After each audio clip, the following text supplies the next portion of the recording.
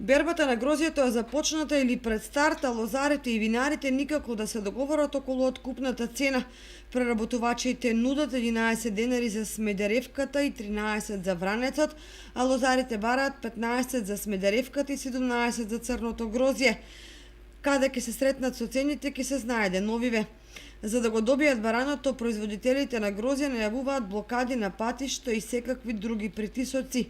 Но треба да се додаде дека за некој килограм откупено грозје земјоделците добиваат 2 денари субвенција од државата, кои секако треба да се вкалкулираат во конечната цена.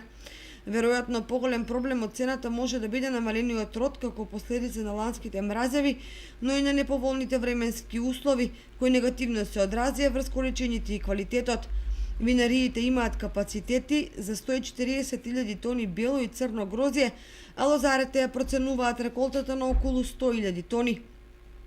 Истовремено тоа може да биде мотив повеќе лозарите да бараат повисока цена.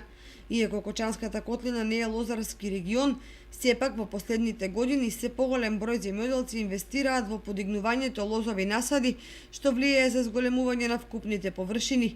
При тоа се подобрува сортната застапеност со форсирање на висококвалитетните шардоне, ризлинг, мерло и други.